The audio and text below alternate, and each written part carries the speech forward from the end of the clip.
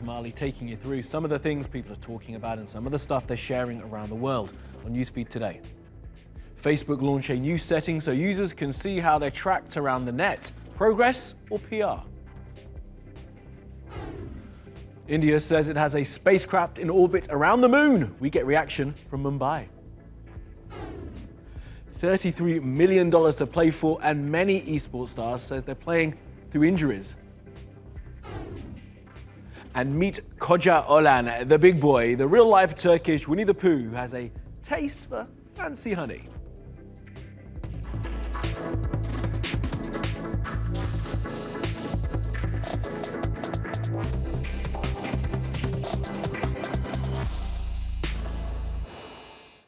And at the top of our newsfeed, Facebook. Now, the site has released a new setting which will allow for people who use it to check which sites Facebook has shared your data with.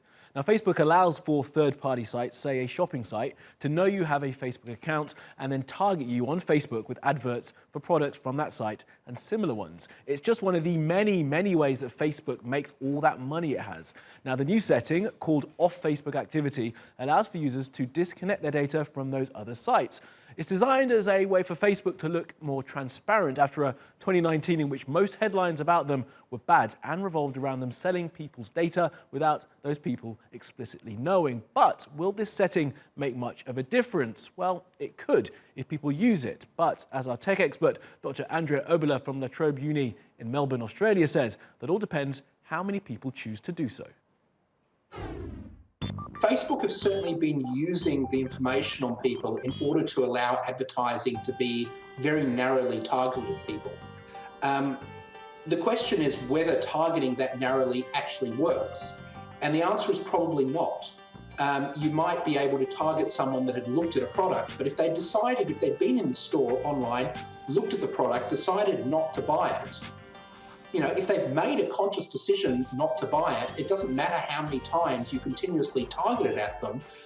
It's just going to become annoying. It's just going to become negative reinforcement against that brand. Facebook is probably banking on very few people actually going into these settings. What we've seen in Australia was that when people needed to opt in to take part in our digital health record system, very few people opted in. It would have been unviable.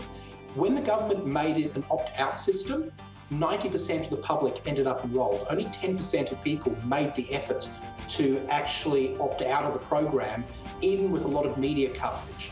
So, I'd expect that far less than 10% are actually going to make the effort to opt out of the existing system. I think Facebook is still under a lot of pressure. We're seeing renewed pressure at the moment, for example, with Hong Kong. We're seeing Facebook's announced their new Supreme Court model and what they're doing there. I think 2019, when we look back at it historically, is going to be a very big year for how Facebook in particular, and also other companies, start to become regulated.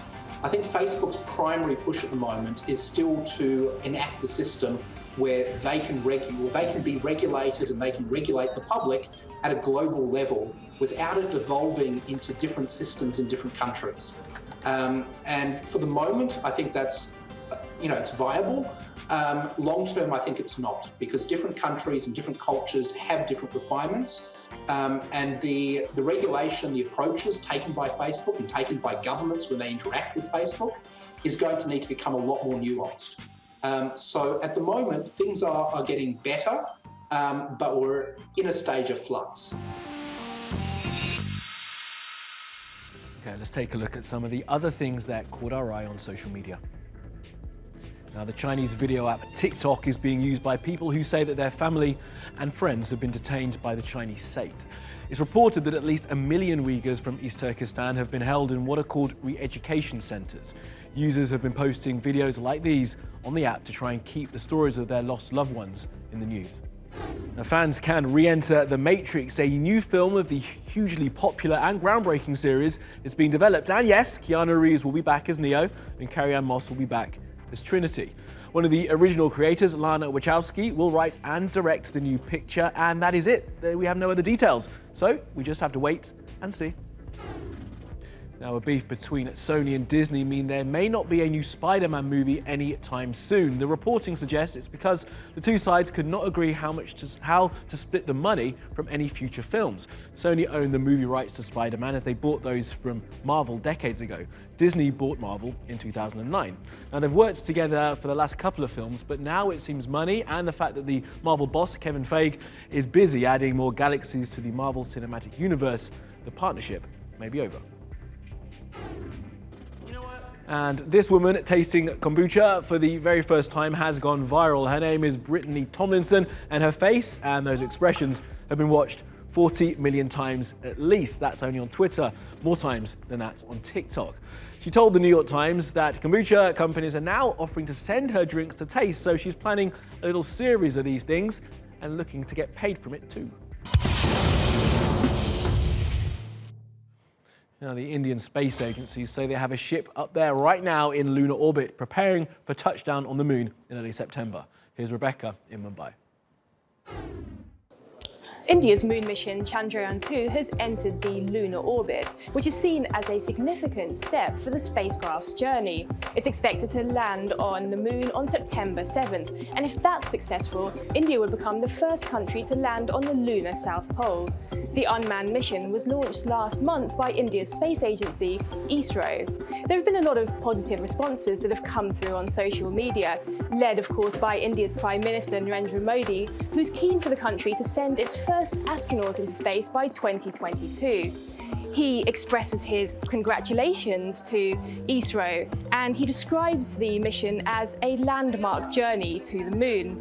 There are a lot of other positive responses that follow on from his. People saying, well done. Someone says, a great achievement for our country, thank you, ISRO. But the mission costs some $150 million US, and although by global standards for space missions that's relatively cheap, some people still feel that the money could be better spent.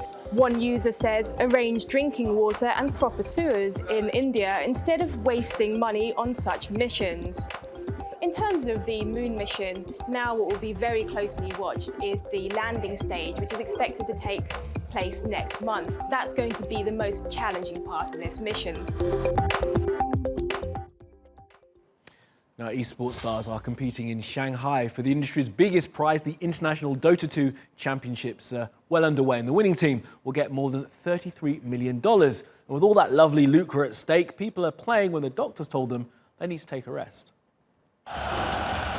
They get a rock star reception, but it's video gamers taking centre stage, competing in the International in Shanghai for a record $33 million, the biggest prize pool in esports history. But winning can come at a cost. Some players say they're defying doctors' orders. Actually, he said not to play computer like for 6 months if I want to come back, get back my vision. But I didn't listen. Okay. I need to play. It's not just eyesight that's being affected. Long periods of sitting down with a hand on a joystick is creating all sorts of lower back, hand and wrist injuries. Some people work out at the gym to get their strength up. Others take things like vitamins and supplements. Some people do, some don't. There's also a mental toll. Earlier this year, the World Health Organization classified gaming addiction as a mental health disorder. And while gaming is becoming more professional, it's lagging well behind other sports. Only a few teams have help from physiotherapists or psychologists. I think in the future, as the game grows, the organisation and players should look for things that are healthier for them. I think it will happen eventually. You're world champion! It's a young sport with young players mostly in their teens. But it's time the booming billion-dollar industry invests in players' health and future. And next, Alyssa, the Lebanese singer, has quit the business because she says she can't work in a field that's like the mafia. Take a look.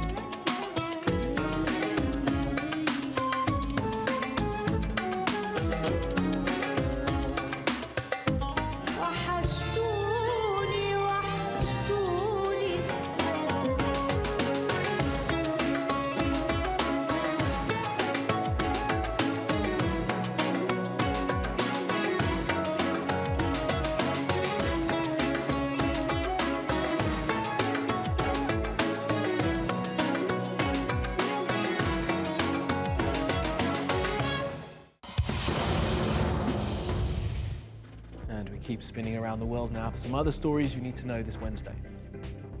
We're going to be very strong on background checks. Background checks. Background checks. New background checks. I think background. Well, Donald Trump has told the man who controls the gun lobby in America and who donates millions of dollars to his Republican Party that he has no plans for new laws on background checks to make it more difficult for people to buy guns. The National Rifle Association want to keep guns widely available in America despite the fact there are mass shootings there on a regular basis. Now, Donald Trump made noises that he would make it harder for guns to be bought after the mass shootings in El Paso and Dayton earlier this month. And those noises were just that, noise. An artist called John McNaughton painted this of President Trump. It's called The Masterpiece, and we can't tell if he's being ironic. Now, Twitter has gotten through it though and modified it in ways like this. As you can see, that's one commenting on his treatment of people at the border, one about him trying to buy Greenland, one of him with a red KKK hood, one of him just orange, and one of him when he looks suspiciously like Adolf Hitler. Now, this is one of the wildest videos we have seen in a while. It was filmed by a Spanish tourist in Albania. Now, they'd gone to a restaurant when the owner of the eatery attacked them. They then got in their car and tried to drive away, but the guy jumped on the hood and tried to smash through the windscreen, as you can see. It's like something out of a zombie movie. Eventually, after 3 kilometers and with his hands all cut up, he gets off, but then he tries to open the door. Crazy. And it brought about this. That is the Albanian Prime Minister, Edi Rama, meeting the tourists and apologizing. He called the guy clinging to the car a barbarian and said he brought shame on the whole of Albania. And the story of the day now. Here in Turkey, there is a very smart bear, smarter than the average, some may say, who has a taste for the finer things in life, like the world's most expensive honey. Take a look.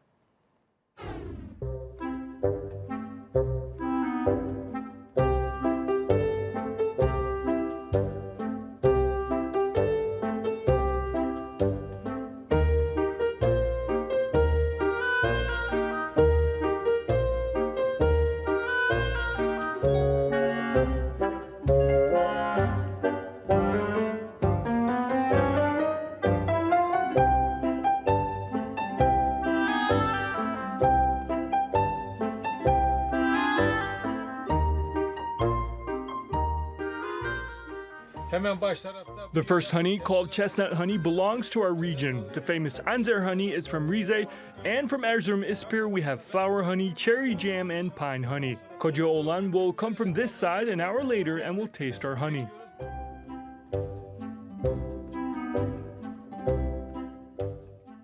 Koca Oglan came and he started off with the Anzer honey. Then I changed the spot of the honey. He went for the Anzer honey again.